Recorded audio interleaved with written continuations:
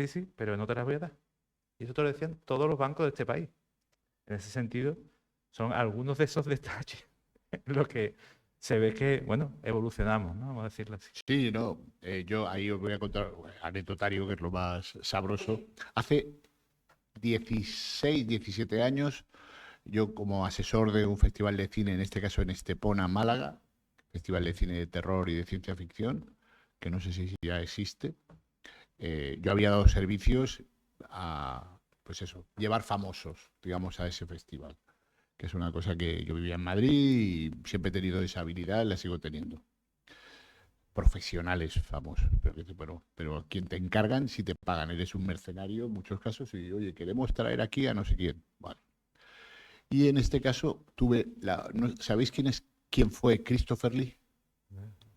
Es un actor británico que falleció, le contáis en Star Wars y en El Señor de los Anillos, y se caracterizó en los años 60 por ser el conde Drácula. Buscáis Christopher Lee y lo encontráis.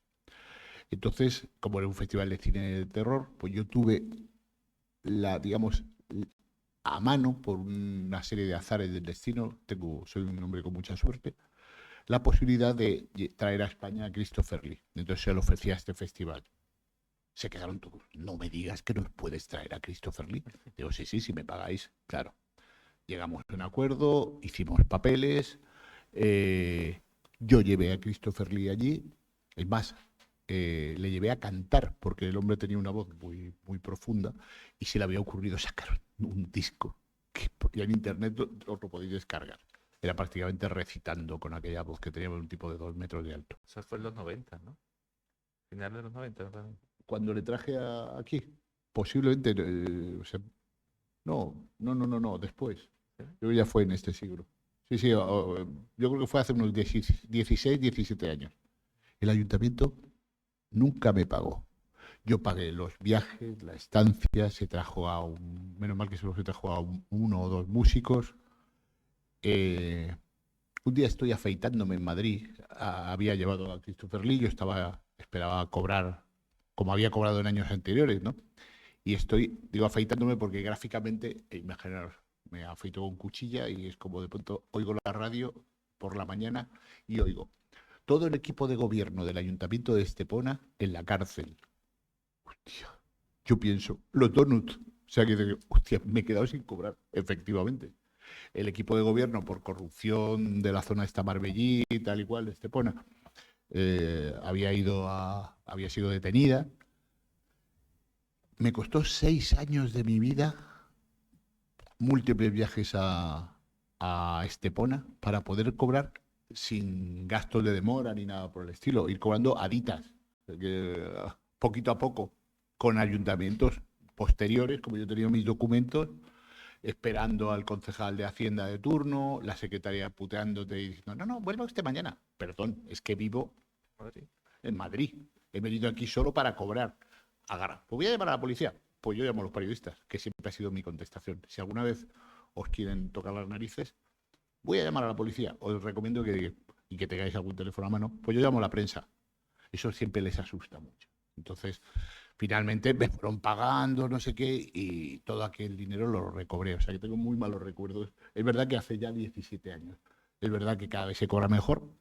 Yo dirigí un festival hace unos meses aquí en Cádiz para la actual concejala de Cultura, para Maite González Negroto, y a los 3 meses había cobrado, que es un plazo pequeño. Yo había adelantado todo el proyecto, es un festival que os recomiendo, que espero que haya segunda edición, que se llama La Alfombra Colorá, donde el público, ¿alguno de vosotros estuvo en la Alfombra Colorá? eh, Teníamos la alfombra para el público y teníamos fotógrafos profesionales que hacían eso que ves en el Festival de San Sebastián o de Cannes o en los Goya, que no, era el público el que hacía, un festival paritario que lo dirijo con Ana Magallanes. Os recomiendo a Ana Magallanes, es lo más brillante del carnaval gaditano en la calle, el carnaval ilegal, y os animo a que busquéis algo de lo que ella hace. Y fue un festival paritario, digamos, con un trabajo que hicimos durante un par de días en la tía Norica. Y ahí lo cobré rápido, por ejemplo. O sea que espero que las cosas vayan cambiando. También la Universidad de Cádiz paga bien, paga rápido. O sea que cualquiera dice lo contrario. Pero, pero sí, pero siempre tienes que estar encima. He acabado de hacer una cosa en Chiclana para el Ayuntamiento de Chiclana. Espero que pague rápido, pero de momento no me han dicho ni cuándo van a pagar ni nada. Tuve que llamar el otro día, oye, ¿os hago la factura? Después de hace un mes que lo había hecho. Sí, sí, pero no te había dado los datos fiscales. No, no me habéis dado nada. Estoy esperando que me llaméis, que fue lo que me dijiste que íbamos a hacer, ¿no? Ya que siempre generar actividad cultural, si alguno de los que estáis aquí estáis o vais a hacer actividad cultural, el tema del dinero siempre estás en la cuerda floja. Sí, totalmente. O en general en la cultura. Sí, sí, por eso, en general, la cultura es algo que interesa a los poderes, les interesa muy poco y solo si tocas, si tienes suerte de encontrarte con personas del otro lado, que del lado de la política, cuando trabajas con instituciones, que tienen una cierta sensibilidad, y en este caso al margen, lo que voy a decir a lo mejor me sepulta, ¿no? Pero yo no soy un hombre del Partido Popular y para nada, pero la concejala de Cultura actual del Ayuntamiento de Puerto Real es una mujer muy sensible para los temas culturales. Cuando yo, que soy un hombre de izquierdas, digamos, he trabajado con gente de izquierdas que olían a mierda un montón en el ámbito de la cultura. O sea que esto siempre está en la cuerda floja. Das con gente concreta que por las razones que sean tienen una cierta una receptividad al lado de la cultura y muy pocas veces tiene que ver con lo ideológico. Mm. Por más que nos empeñemos en clasificar, por una cuestión de simplificación, al final la unidad mínima de medida en la historia es la persona, y las personas cada una pues tienen sus singularidades. Estáis en filosofía y letras, o sea que yo no. O sea que ahí tendréis que ser como los... Yo creo que alguien que estudia filosofía y letras, lo digo desde fuera evidentemente, pero tiene que ser como un periodista, en el sentido de no creerse nunca nada, ponerlo todo en tela de juicio y escuchar a este y al contrario, y de ahí sacar, pues eso, tu deducción, ¿no? Mm. Bueno, pues vamos a intentar ir avanzando un Sí, poquito señor. porque se nos va el tiempo Venga. y Ahora, vamos a entrar pregunta-respuesta. de lleno en la década de los 80 y en el Madrid que tú viviste. Yo a esta parte de la entrevista la he llamado los 80 y 90 de Madrid, la movida y tus movidas, porque hay que ver la que liaste, ¿eh? Bueno, lo que lié. No, llego a Madrid y eso, yo quería ser actor, ya venía con un bagaje de actor de teatro, pero en Madrid de pronto era muy difícil. Entonces, ¿qué hice? Pues como montar bares era una cosa que no me molaba aguantar, prefería ser de los que bebían a de los que aguantaban a los que bebían, pues monté una librería de tebeos, que por aquel entonces era la primera librería de cómic que se montaba en Madrid. Ahora hay cientos en todos los lugares, ¿no? Se llama Madrid Cómic y hace un par de años me dieron un homenaje al pionero, que el pionero no, soy viejo. Me llamaron en Madrid, me pagaron el viaje, no sé qué, debe ser porque me ha pedido Ayuso.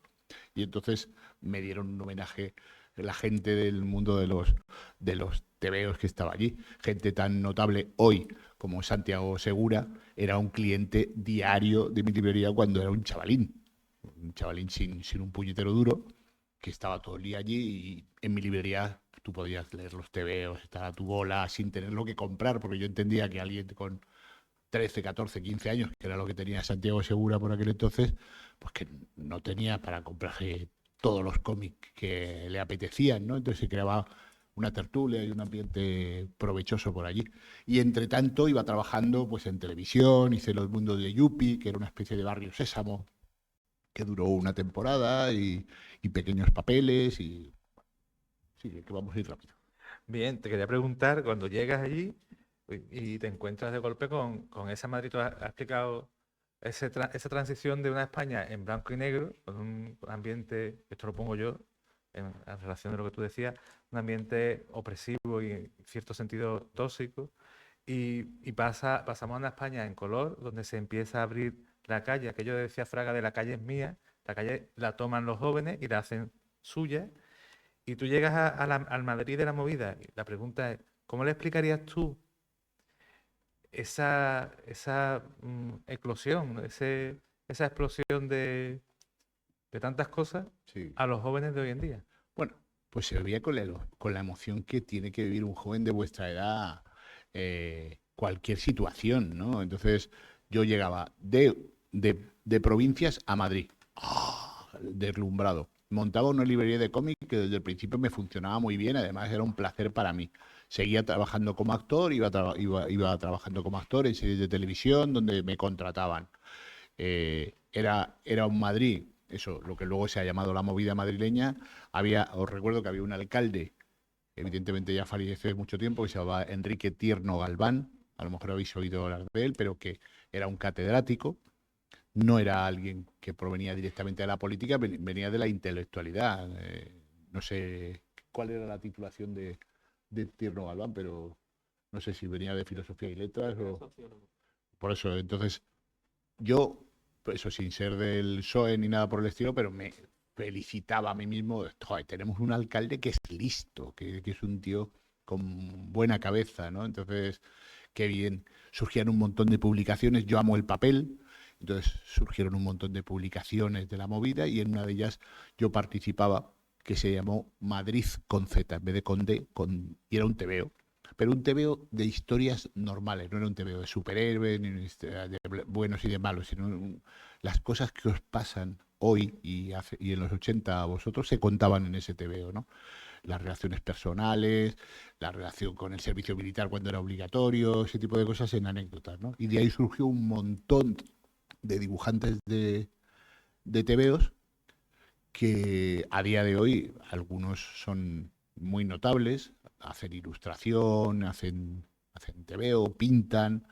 Por ejemplo, gente como Ana Juan, os recomiendo que sigáis su trayectoria, valenciana pero que se afincó en Madrid desde muy jovencita. Gente como Federico del Barrio, como Jorge Arranz, como Fernando Vicente, fueron surgiendo en esa revista, ¿no? Y yo estaba ahí como un asesor y como confidente del director, que es un grandísimo guionista. Uno de ellos, que yo soy uno de sus descubridores, se llama Javier de Juan. No tiene nada que ver entre Ana Juan y Javier de Juan. Javier de Juan. Para los que vayáis a Madrid en los próximos meses, os recomiendo una exposición suya, es libre y gratuita, que está en Cibeles, en el Museo de Artes Decorativas, y que va a estar, me parece que hasta después del verano. Y echáis un vistazo, porque icónicamente representa lo mejor de la movida madrileña, Javier de Juan. Es una exposición muy, muy chula. Luego voy a hacer algo que os voy a dejar antes de que nos vayamos y os voy a dejar mi teléfono personal. Yo soy el hombre que yo creo que más gente tiene en la provincia de Cádiz, mi teléfono. Me mandáis un WhatsApp o me podéis llamar por si algo de lo que estoy contando os llama la atención, queréis información de la escuela de cine, etcétera, o cosas como esta. Oye, eso que dijiste, ¿cómo se llamaba el dibujante ese que me voy a ir a Madrid y que voy a echar un vistazo, ¿no? Pues es algo que merece la pena, porque además es muy gratificante si buscáis en Google Javier de Juan, tipo muy potente, ¿no? Visualmente. Y todo aquello, eso, además es un dibujante lleno de color, potente. Bueno, aquí al lado tenéis a los Costus en el Eco, que formaron parte también de ese engranaje, ¿no? Estaba Cesepe, gente como Ucalele, que era una fotógrafa, estos dos ya han fallecido, ¿no? Eh, Más o menos recientemente. Son de gente de mi generación. Decías eso, muchas ganas de hacer cosas y de hablar de cosas de las que antes no se podía hablar públicamente y no se podía tratar. Eh, Eso, en cierto sentido, cambia el panorama y las temáticas en la producción cinematográfica, en la producción teatral y, evidentemente, en el mundo del cómic, como has referido. Volviendo al mundo del cómic, Madrid Cómic se convierte en una especie de pequeño foro o lugar de encuentro de esa gente que quería hacer cosas y que tenía inquietudes. Y has nombrado a Santiago Segura, pero también ha pasado por ahí Fernando Trueba Sí. y O Enrico Fernando Ri- Colomo, o gente así, o Antonio Resines.